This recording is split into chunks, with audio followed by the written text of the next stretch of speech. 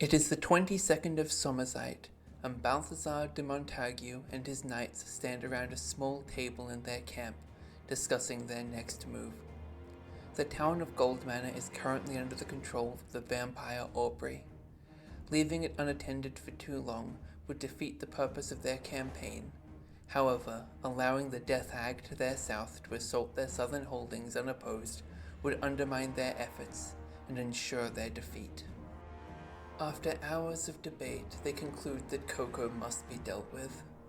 Some of the Knights of the Realm caution against leaving Aubrey completely unchecked, and so Balthazar has a letter sent north to his ally, Vudak Bitterbuckle, requesting he go south to attack Aubrey and keep the vampire in check. The letter arrives the next day, coinciding neatly with Vudak's own council. They are not the only ones, as many of the local warlords are debating what to do next as the conflict grows more chaotic. With the letter in hand, Vudak brings his throng together, and they discuss if they should listen to the advice of the human. Most of the dwarfs had already been thinking of something similar, and so they quickly agree to go south.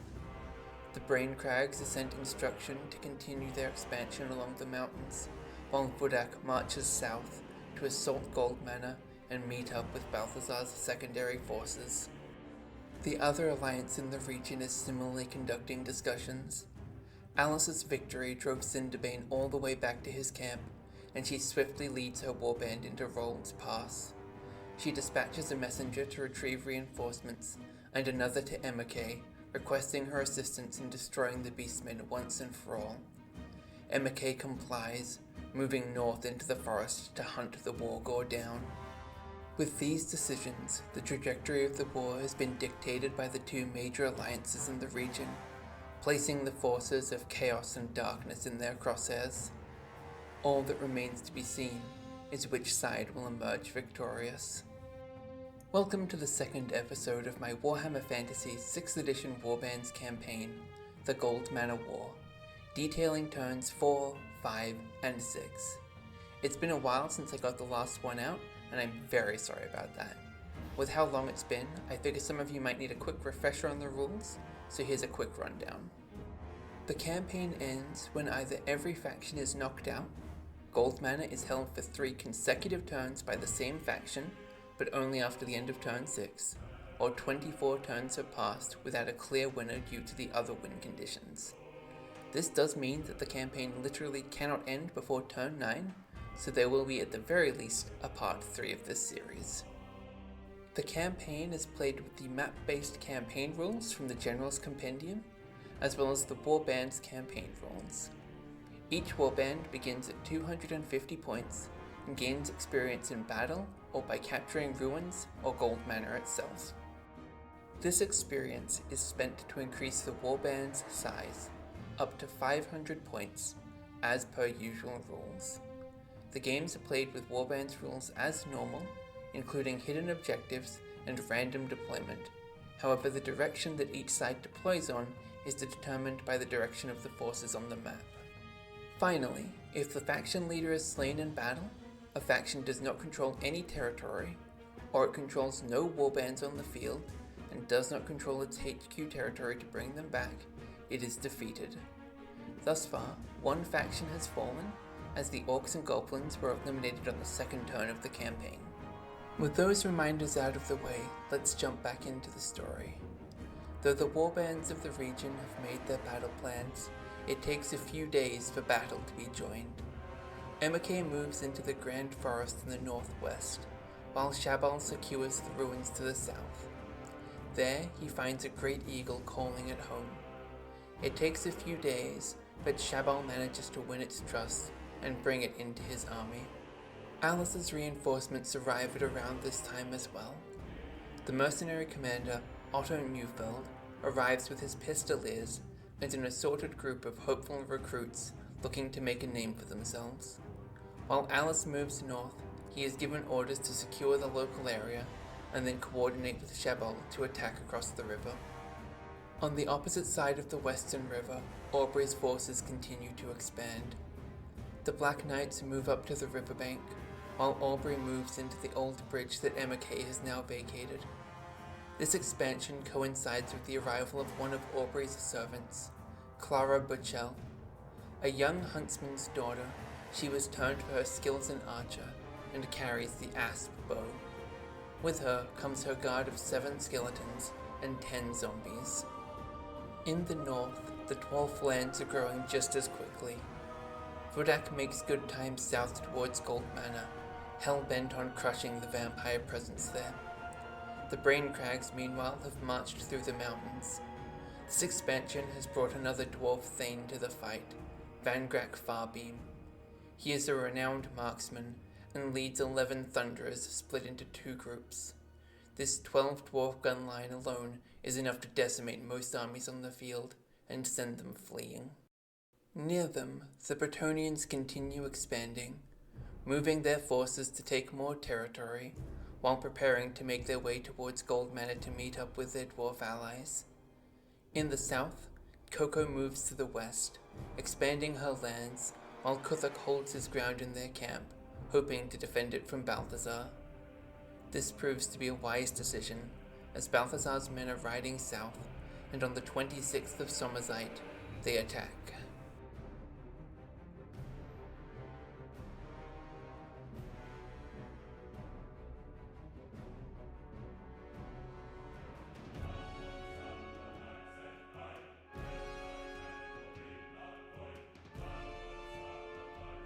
Seeing the Bretonnians approaching, Kuthuk takes up a defensive position near their camp, manning a wall that sits between 2 hills. His Dark Riders sit atop one of the hills, preparing to catch the Bretonnians in the rear as they weave through the dangerous terrain. Some of the pools within the swamp are filled with poisonous gas. When a unit passes through it, they have to roll to see if any of them succumb to the fumes. Across the field, the Bretonnians form up to ride through the few safe passages across the swamp. The men-at-arms form up to follow behind the knight-errants, as there isn't a better route for them to take. Once they're in position, the Bretonnians dismount and drop to their knees to pray to the lady. The Dark Riders take advantage of this opening, galloping up the flank and opening fire on the knight-errants as they remount. Despite this advantage, they fail to inflict any damage. The Bretonnians predictably ignore this threat, riding directly towards the Dark Elf line. Both sides were given the option to choose their bonus objectives in this battle.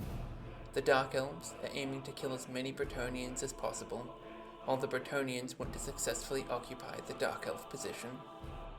With this in mind, the Dark Riders are of little importance to the Bretonnians, as crushing through the warriors alone will be enough for them to win the fight. As such, they only assign the men-at-arms to deal with the Dark Riders, and even then, they aren't expected to do much more than slow them down. The Dark Riders ride closer and fire at the men-at-arms, but fail to do any damage. The Knights continue their wild advance, while the men-at-arms charge the Dark Riders. They're too far away, and end up falling short of the Dark Elves. The Riders charge in return, killing one of the men-at-arms and sending them fleeing.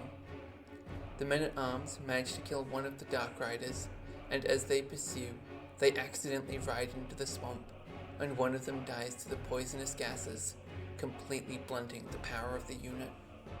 In the battle lines, meanwhile, Kuthuk sees the Knights of the Realm angling to ride around the barricade and come up on their flanks. He breaks from the formation, charging at the Knights of the Realm and engaging with one of them. The Knight's armor is too tough for him to penetrate, while the Knight also struggles to take him out. Despite being evenly matched, Kuthuk is just one elf against a few, and he has to test to hold his nerve in combat. While Kuthuk and the Knight fight, Balthazar leads the knight-errants around the swamp and into position to charge the Dark Elf defenders. The fight continues without any progress, as the lone remaining Dark Rider comes up behind the knight-errants and opens fire, though he fails to inflict any damage. Finally, the Knight has a lucky break in the fight, wounding Kuthuk. This is enough to make the cowardly Dark Elf lose his nerve, and he flees across the lines of his men. The Knights give chase, and for a moment things look like they might be going the Dark Elf way. If the knights can't reach Kuthuk and end up stranded in front of their lines, they might block the oncoming charge. Luck isn't on the Dark Elves' side, however, and the knights easily run down Kuthuk, connecting a serious blow with his head and knocking him out. With the way clear, Balthazar leads the knight-errants in a glorious charge against the Dark Elf warriors as the Knights of the Realm wheel around their flank. The Dark Elves hold behind their barricade, making it difficult for the Bretonnians to strike them.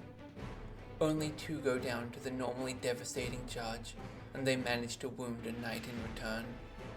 Despite their efforts, the Dark Elves have to give ground, and the Bretonnians make it over the barricade, denying them its defensive benefits in the coming combat.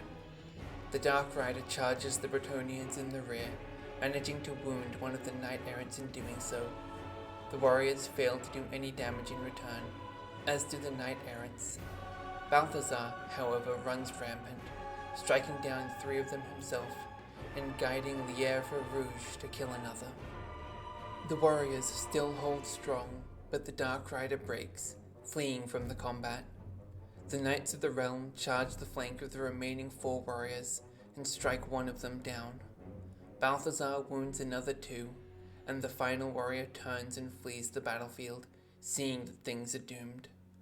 The knights all give chase, and he's run down. With his defeat, the Bretonnians have secured a great victory today.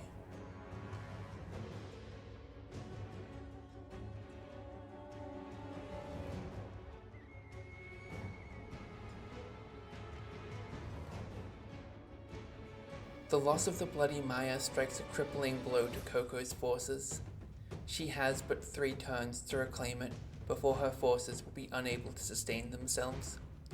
Kuthuk survived the battle, but the blow to his head has left him easily confused, and without the camp to rally around, he cannot mass his forces again. This isn't the only fight of the week, however. Cinderbane has been regathering his forces from the disastrous assault on Alice's camp. He has Silvergrip turn east, heading into the northern reaches of the Great Forest, while he advances into the southern half. There, he encounters Emekay's men. Cinderbane pulls his forces back initially, and sends several of his Goreherds out to prepare an ambush. Only then does he show his forces, enticing Emekay forward into his trap. And so, on the 27th of Sommerzeit, the 2 forces join in battle.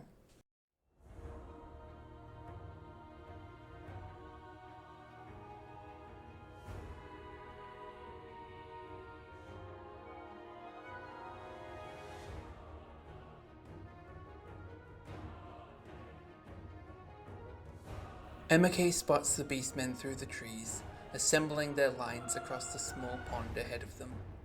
She orders her men to form a line, and reviews the spells she's prepared for this battle. Knowing a fight would be happening in the forest, she chose to draw upon the Law of Life today, and generates Master of Stone and Mistress of the Marsh. This isn't the Master of the Wood she had been hoping for, but it will suffice for today. The battle begins as Cinderbane sounds the advance, and the Beastherd and Bestigors begin charging through the undergrowth. The headlong rush brings them close enough to the stone formations that litter the battlefield for Emekay to cast Master of Stone, and the 3 Ungors of the unit die in a hail of stones. This is not enough to deter them, and Cinderbane's Gors continue barreling forward as he blows the horn. The ambush is perfectly executed, as Beastherds emerge from the forest on either side of Emekay's position, ready to overrun her. They move swiftly to encircle the formation, making escape impossible for the High Elves, and preventing them easily taking the fight they desire. Emekay remains calm, and orders her soldiers to reform their position, exposing their rear to Cinderbane's oncoming forces, knowing they won't reach the line just yet. She again casts Master of Stone on the Beastherd, and a single Gore is struck dead by the magic. She tries to cast Mistress of the Marsh on the Bestigors to slow their advance, but fails to pull off the spell. Beside her, the archers fire on the Beastherd and manage to shoot down a single Ungor. Enraged, the Beastherd charges at them. The archers fire again and manage to kill the other 2 Ungors. This panics the remaining Gors, who flee the battlefield. This is the only piece of good news, however, as the other beast herd moves to once again threaten the flanks of the spearmen, while Cinderbane and the Bestigors press in. Emma Kay again reforms her position and casts Master of Stone on Cinderbane's unit, killing another of his Gors. The archers join in, and one of them hits Cinderbane, but fails to do any damage. Unable to panic the unit, the High Elves have no choice but to brace for the coming onslaught. All three units charge at the spearmen, catching them in the front and the flank. Two spearmen fall to the Bestigors, and they manage to strike down one of Cinderbane's Gors in return. Despite this decent performance, the superior numbers and attack on the flank sends them fleeing, and the beastmen give chase, with the Bestigors catching them and running them down. This loss panics Emma Kay and the archers, sending them both fleeing in different directions. Emma Kay quickly regains her nerves, but the archers continue to flee. Cinderbane and the Bestigors give chase, with Cinderbane catching up to Emma Kay within the forest, while his beast herd moves around to chase the archers. This proves to be a mistake, as Emma Kay falls back into the forest and casts Master of Stone once more, drawing upon the power of the Everstone to ensure it succeeds. The spell hits with overwhelming force, and the Gor is struck by a stone, killing it instantly. Cinderbane is hit by a series of 5 stones, and 3 of them hit hard enough to wound him, knocking him out of the fight. The confused and pained bellows of the commander within the woods shakes the nerve of the Bestigors and beast herd alike. The archers, meanwhile, regain their nerve, and the momentum of the battle swings dramatically in the opposite direction. In the final moments of the battle, the beastmen all regain their nerve, stopping short of completely fleeing the field of battle. Emma Kay gives chase and casts Master of Stone one last time, knocking out 2 Bestigors, but not enough to send them fleeing again. The day is late, and both armies are bruised and uncertain of how far the fighting will go. They both withdraw from the field, making for an indecisive finish to the conflict, though only barely. Had one of the beastmen units not rallied, or the Bestigors all perished to Emma Kay's magic, the day would have clearly been a High Elf victory.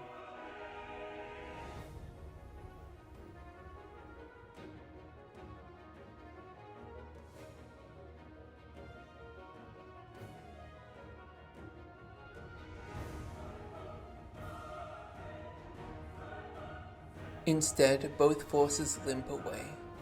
2 Gors and 3 Ungors died in the fighting, though Cinderbane makes a full recovery. For the High Elves, only a single spearman died, an ideal outcome for the dying race. Though this fight was indecisive, it bolstered both armies' forces, with Emma Kay receiving the aid of another eagle, and Cinderbane swelling his forces with a mighty dragon ogre. The next week, Cinderbane marches back into the Great Forest, looking for another fight with Emma Kay. He doesn't find it, as Emma Kay has moved east once more to secure the old bridge that Aubrey has just abandoned as she returns to Goldmanor. To his south, Alice has moved into the mountains, and now threatens to capture his camp if he also doesn't turn back soon. The dwarf expansion continues, with Vudak moving to threaten Goldmanor next week. It was this threat that drew Aubrey back, as well as the oncoming Vangrak, who is moving down the northern section of the Western River. Cinderbane isn't the only one looking for a fight, as Silvergrip goes to head north into the mountains that the Brain Crags occupy. He's caught off guard, however, as the Brain Crags move south to attack him, and on the 31st of Sommersite, they meet in the northern reaches of the Grand Forest.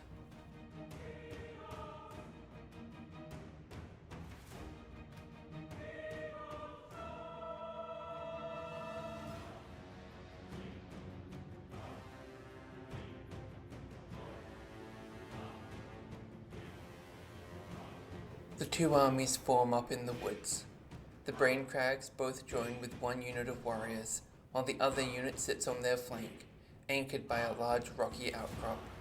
Across from them, the Bestigors form up in their line, while Silvergrip leads one of his 2 beast herds through the woods. The other he has sent ahead to prepare an ambush, much like Cinderbane would in this position. The battle begins with the beastmen thundering across the field. the Bestigors marching forward and wheeling to avoid the trees, while the beast herd runs through the undergrowth on the flank, unimpeded by the forest around them. The dwarfs come forward to meet them, the brain crags marching right out, while the warriors wheel to face the enemy. Silvergrip sounds the ambush. Unfortunately, with his inexperience, he had not allowed enough time for his men to get around behind the enemy, and they emerge on the east of the battlefield, alongside his own beast herd. The two forces split up, Silvergrip leading his men directly towards the dwarf line, while the rest of them continue through the forest, angling to get around the rock and hit the dwarf line in the rear. The brain crags move further forward, wheeling their position to better face the Bestigors, while their allies remain steady, watching their flank without exposing themselves to undue danger. The beastmen meet them in combat, the Bestigors charging the brain crags, while Silvergrip's beast herd charges the warriors. The beast herd fails to inflict any damage, while 2 of their number fall. The Bestigors meanwhile kill a single dwarf before one of them falls to Othakin. Though both beastmen units lose the fight, they hold steady for now, and another bout ensues. This time, the warriors are crushed, as the Gors kill 2, and Silvergrip kills another. They fail to strike back, and end up fleeing. The Bestigors meanwhile fare no better. Othakin strikes down 1, and Gathi another 2. They fail to inflict any damage, and are sent fleeing. Both units are overrun by their respective opponents, and the battlefield grows ever more chaotic, as the dwarves hold the middle of the field, while the beastmen hold the old dwarf position. It was always Silvergrip's intention to secure the dwarf position and cut off an easy retreat. He sends one of his beast herds to hold it, while he leads the other towards the dwarfs. They about face to meet the beastmen, and Silvergrip leads his men in a glorious charge. As the battle is joined, Othakin spots Silvergrip and bellows out a challenge to single combat, which is readily accepted. The 2 champions are evenly matched, and neither can find an opening to strike the other. The dwarfs lose 1 of their number to the Gors, while Gathi strikes down 1 in response. Though they are outnumbered, the dwarfs hold their nerve, and the fight continues. Othakin and Silvergrip remain evenly matched as another dwarf falls, and Gathi strikes down an Ungor. Despite their natural stubbornness, the dwarf's nerve wavers, and then breaks, sending them fleeing a short distance. Silvergrip pursues, and they easily wipe out the dwarfs, winning the day. It's a crushing defeat for the dwarfs, with 7 warriors among their number laying dead on the forest floor, and the rest scattered to retreat back to their camp.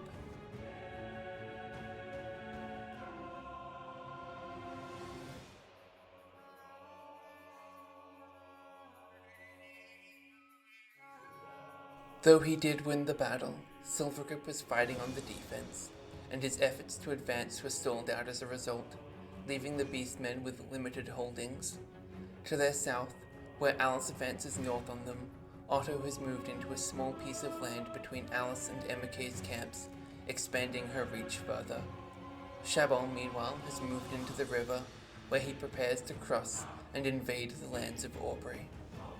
For her part, Aubrey's expansion is going well.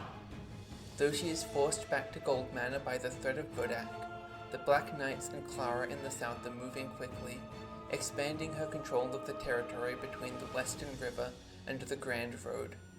This is crucial for her, as while Balthazar deals with the Dark Elves in the south, his men in the north are preparing to move down the Grand Road and assault Goldmanor in the coming weeks. They are not the only Bretonnians moving in the area. Following Balthazar's success in the south, the damsel Jehanette Terrasse arrived with a few knights of the realm and peasant bowmen. She sets out on a journey south, intending to secure the mountainous territory left empty by the defeat of Kratzaz earlier in the month. Down in the Bloody Mire, Balthazar heads west towards Coco's position. For her part, Coco moves in to engage, aware that she has a mere 3 weeks to fight her way back to the camp if she wishes to remain here. Thus, at the peak of summer, on the day of Sonstill, in the western fringes of the Bloody Mire, Coco and Balthazar's forces met once more.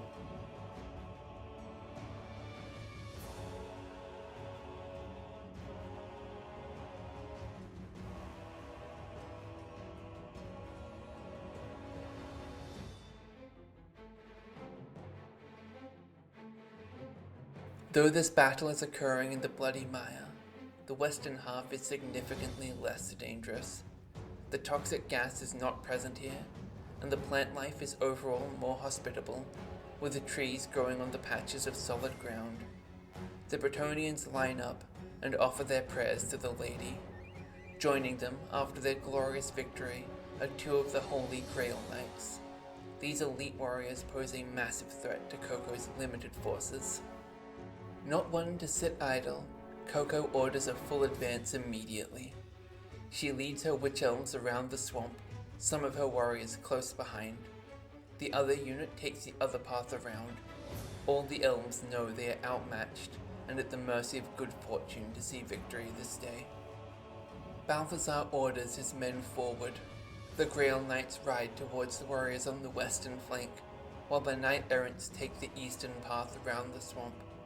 They move slowly, not wanting to offer the Dark Elves an easy charge. Balthazar leads the Knights of the Realm through the swamp, not wanting to fall behind or expose his flanks to any of the Dark Elf tricks. No such tricks show themselves, as Coco advances even closer, preparing to take a straight-up fight. The Bretonnians give it to her, the Grail Knights charging the warriors, while the Knight-Errants charge into Coco's line.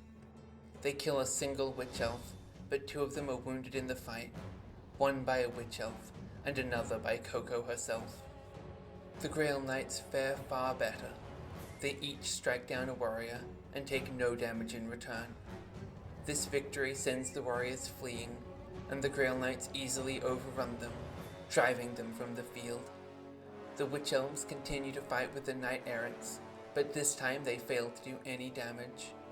One of the Knights strikes down a Witch Elf, and their nerve breaks. They start to flee, but the Knights are too quick, and they are run down before they can reach the warriors behind them. The Knights crash into the flank of the warriors, and the end of the battle is clear. Though their nerve holds as the first is cut down, it wavers when the other Knights move into position to surround them, and they break, fleeing into the swamp. They don't make it far before the Knight-Errants run them down, and the day is won for the Bretonnians once more.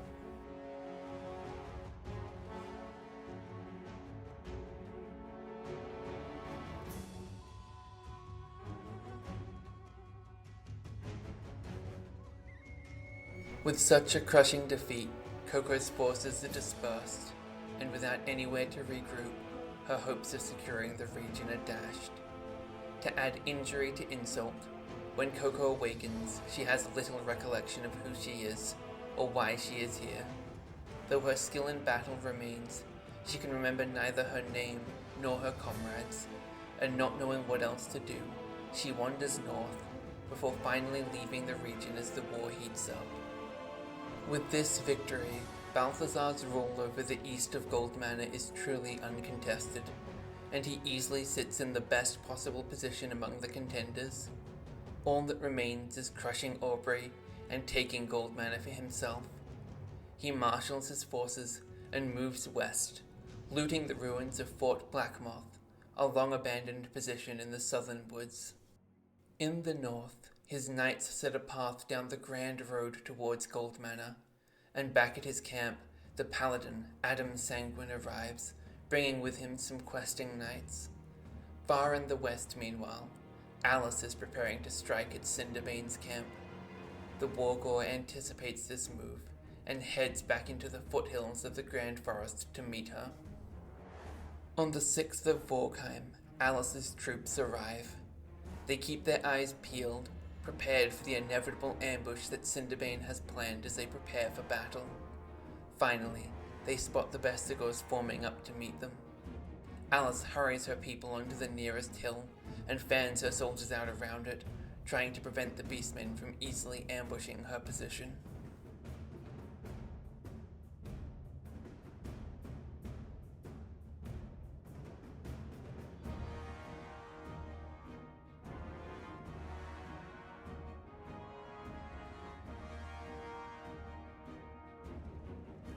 Cinderbane does not wait for Alice to be prepared for battle.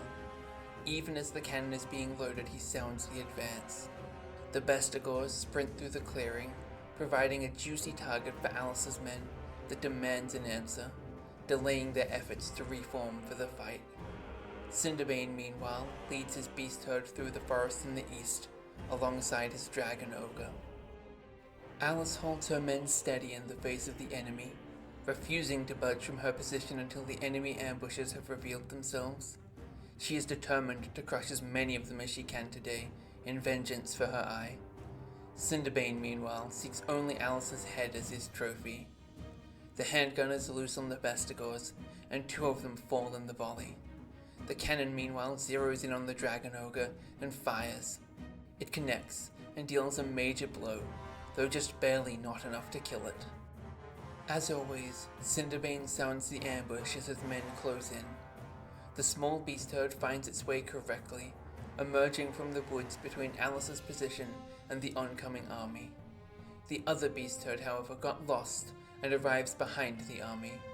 This isn't the worst position it could have been, and the army continues advancing aggressively. With the ambush sounded, Alice orders her men around to get into position.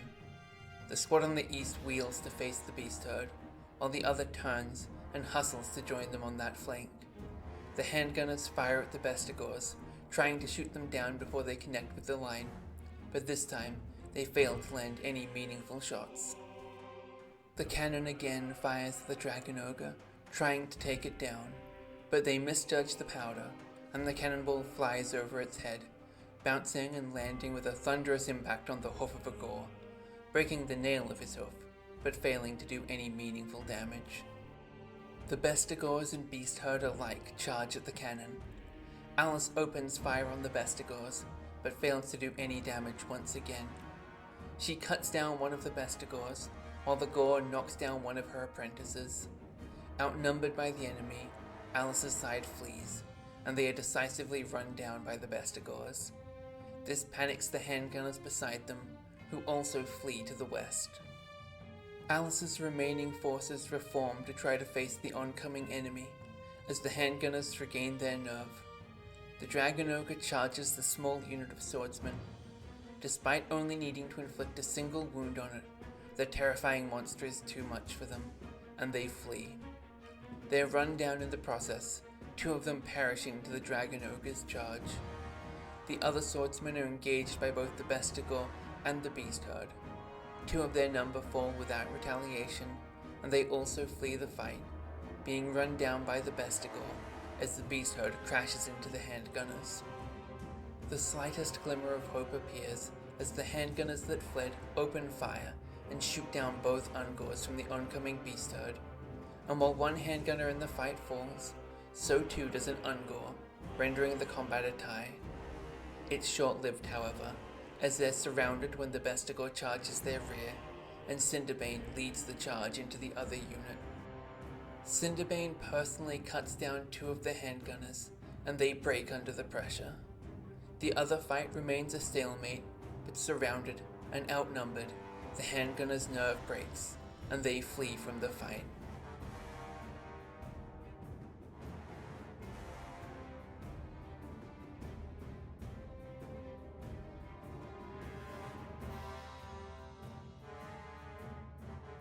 It's an indisputable, flawless victory for Cinderbane's forces. Alice is gravely wounded, and her apprentices all help her back to the camp to recover, abandoning the cannon. Another 5 of Alice's men lay dead, rendering most of her units too small to take to the field. Not that it matters right now. With her wounds, Alice will be out of commission for 3 weeks. To the south, Otto was preparing to move into the southern section of the Western River after Shabal forded it to attack the vampire's southern holdings. As luck would have it, this plan failed, keeping Otto stuck in place. This leaves him in a reasonable position to fall back to the camp and intercept Cinderbane's follow-up offensive that is sure to come. With the growth of the Hyelvan territory, another mage arrives in the port to the south. Kaharor arrives at the head of a group of 8 archers. Though not as skilled of a wizard as Emeke, he is a talented seer and quite competent at channeling the winds of magic. He carries with him the Silver Wand, helping him prepare more spells for each battle. Further north, at the Older Bridge, Emma Kay is preparing to advance on Aubrey's position. Though she is not privy to the planning of the alliance, she has come to the same conclusion that Goldmanor must be taken from her, and she moves to do the same. Her army marches into the old watchtower to threaten Aubrey's position. Unbeknownst to her, Van Grack was doing the same, preparing to reinforce Vodak's push south in the coming weeks if needed. The two forces run into each other at the old watchtower, and though diplomacy is attempted, old grudges run deep between the two races, and soon they find themselves preparing for battle.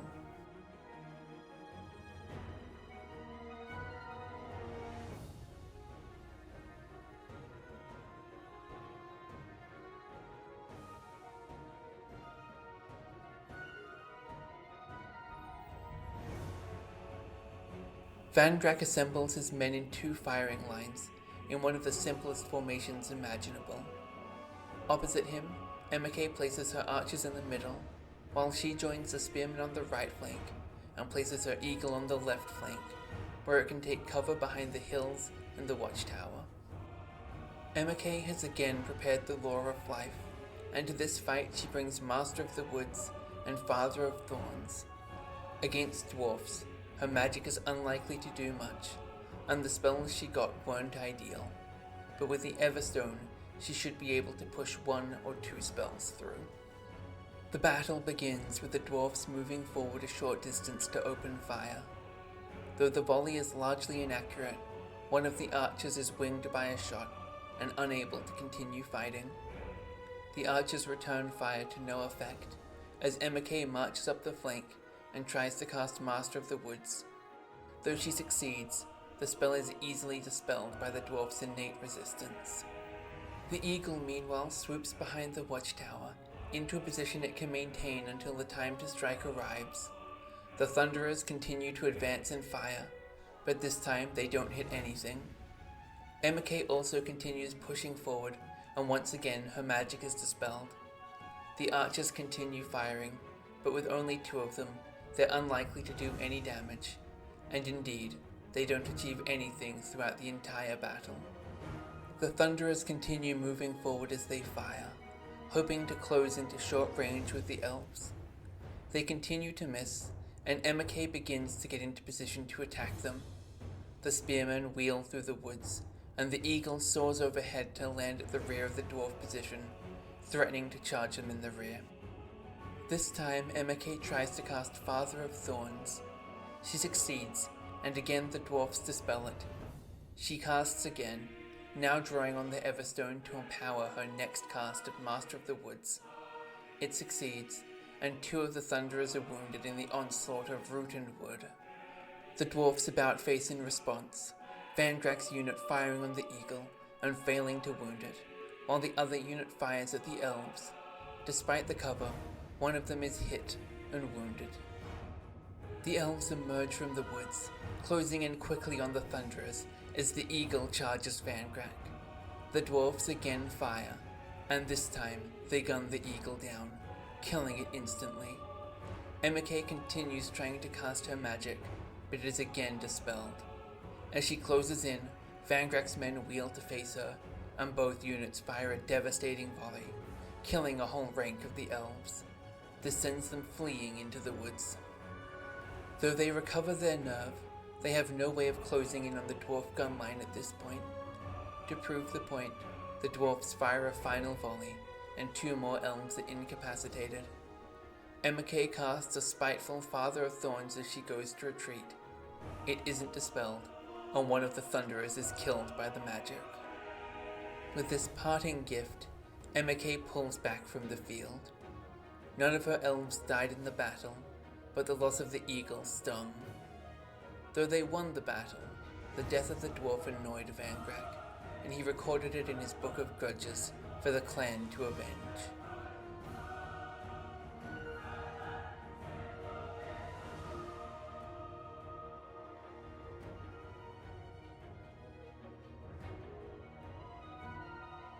While Aubrey hurried back to Goldmanor, her forces continued to spread out to secure the south.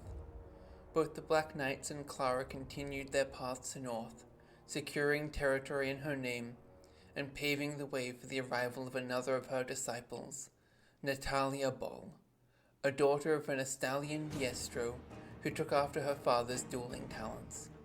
She leads a group of direwolves and ghouls, ready to ravage the lands like the rest of Aubrey's followers. All that remained for Aubrey was to drive back the bothersome dwarfs and secure her position outside of Goldmanor. If she could achieve that, she would easily be able to secure the region in a matter of weeks.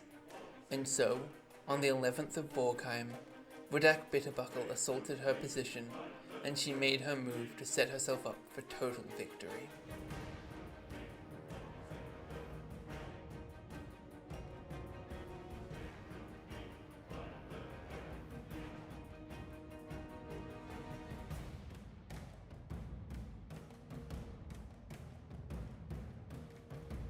Aubrey assembles her forces atop the hills near Goldmanor, manning the barricade between two watchtowers. Dark clouds of magic swirl above her, masking the sun to let her walk in the day. Across the Grand Road, Wodak assembles his soldiers. With crossbows and bolt throwers, he can easily hold his position and bombard the undead until they all perish. Seeing this, Aubrey plans to overrun the position and drive the dwarfs from the field entirely. She prepares Invocation of Nehek for this fight, allowing her to bulk up her units with fresh bodies in the middle of the battle and easily overwhelm the dwarfs. Wodak, meanwhile, plans to simply crush as many of them as he can to win the day. The battle begins with Aubrey marching over the barricade and out into the field. She tries to add more skeletons, but the magic fails. This will be a theme throughout the fight, with not a single spell being successfully cast in this battle. The dwarfs open fire, and as the undead advance, the crossbowmen manage to kill a total of 6 zombies, while the bolt thrower shoots at the skeletons 3 times and fails to hit them. On the 3rd volley, Wodak rallies his men to charge the skeletons. They gather their nerve and rush forward, but Aubrey's troops are too far away, and they don't make it into the fight. Aubrey turns her gaze on them and orders her skeletons to attack. The fearsome visage of a vampire and the silent advance of her skeletal minions is enough to unnerve the dwarfs, and they flee. The zombies charge at the crossbowmen meanwhile. They do hold their nerve, and they fire at the zombies as they close in, but fail to do any damage. In the ensuing fight, they kill 2 zombies, but one of them falls, and outnumbered by such an unnerving foe, they cannot help but flee. Their stubby legs cannot take them far enough, and the zombies overrun their position easily. Seeing the loss of their comrades, and knowing that it's up to them to win the day, the dwarf warriors rally. The bolt thrower shoots at the skeletons, and manages to kill just 1. Even such a small victory helps mitigate their numbers a bit, so it's not a complete wasted effort. Beside the bolt thrower, the zombies reform to prepare to assault them. Aubrey again charges at the dwarfs, and again they flee in the face of her army. They regain their nerve quickly, while the bolt thrower attempts to fire point blank at the zombies. It aims too high, sending the bolt sailing over the shoulder of one of the zombies, who charge. Aubrey again charges, and this time the dwarfs hold their nerve. Wodak singles Aubrey out and bellows a challenge at her. Rather than trying to meet the heavily armored dwarf in combat, Aubrey slips back among her skeletons, letting them fight in her place. Wodak kills a skeleton, and the warriors destroy 2 more, but one of their number falls. The superior numbers, impressive bodies is enough to win the day for the undead, and Wodak flees.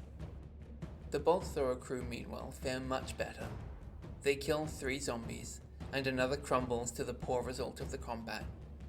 As Wodak continues to flee the battle, they strike down another before the first of the crew falls. Outnumbered, they break and flee, being caught by the zombies as they do so.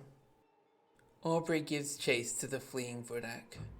His men scramble, but she doesn't let up, hunting him down throughout the day and into the evening. Finally, she catches him in an abandoned farmstead, where he makes his last stand.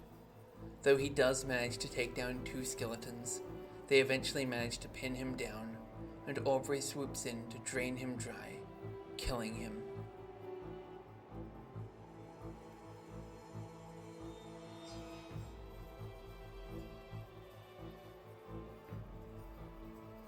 Under the dark clouds on the 12th of Borgheim, Aubrey's soldiers assemble outside the gates of Goldmanor. She holds Vudak's head high, as the corpses of the other dwarfs are hauled aloft by her army. She says nothing, but the message is clear. Inside Goldmanor, the citizens begin to question if resistance is truly wise. Though none yet admit it, they all know that if no one comes to drive her out soon, they will have no choice but to submit. With Vudak's death, the Bitterbuckle clan's efforts in the region fall apart, leaving just 5 challengers to the Goldmanor throne. Things don't look good for some of them either, as Alice will be out of commission long enough to give Cinderbane the chance to assault her camp. Emma Kay, meanwhile, finds herself trapped between Aubrey and Cinderbane's forces. Her only peaceful option for expansion stretches her thin and blocks the Beastmen from expanding comfortably, forcing a fight. Only in the east are things going well, as Balthazar stands unopposed and ready to descend on Goldmanor in the coming weeks with his massive forces. And with that, we have reached the end of the 6th turn of the campaign. If you enjoyed this video, please don't forget to like, comment, and subscribe to see how the rest of the story plays out. Last time I left things here, but this time I figured I should have a little bit of commentary on how things have played out so far. So first, I need to acknowledge a little mistake in the last episode. After the Battle of Coco's Crossing, Balthazar should not have moved up. I got mixed up on my turns at the time and moved him when I shouldn't have, and by the time I noticed the mistake, I was 2 turns deep and not about to go back to fix it. This actually has had a pretty big knock-on effect, so we'll see how it all plays out, but if he just stomps the campaign on the back of this mistake, oops. Beyond that, you might notice that faces on tokens change between battle maps and their quote pages. I started playing this campaign back in July last year. Between then and the first video actually getting made, HeroForge added face customization, which is great. I love it, but it means all support for the old faces is gone, and I need to update the models to adjust their expressions in those pictures. Also, to address that gap, I started this campaign as a matter of something to play out while I was too stressed to make videos. I paused at turn 6 to actually start working on the video so that I didn't lose too much context on what had happened. Life got in the way, hence the delays on it, but hopefully the next ones will come out sooner. Right now, I'm halfway through playing turn 8, with one more battle to play out for it. So where I knew what came next last video, this time I'm flying blind into the story.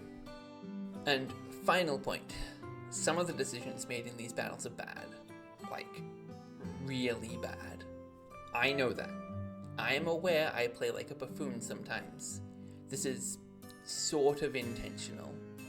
I try and play these games as a role-playing exercise, fighting how the commander would rather than how I would, with my meta-knowledge of game mechanics and the enemy's plans. So yeah, whenever I do something wrong, it's intentional and not me being a dumbass. I swear.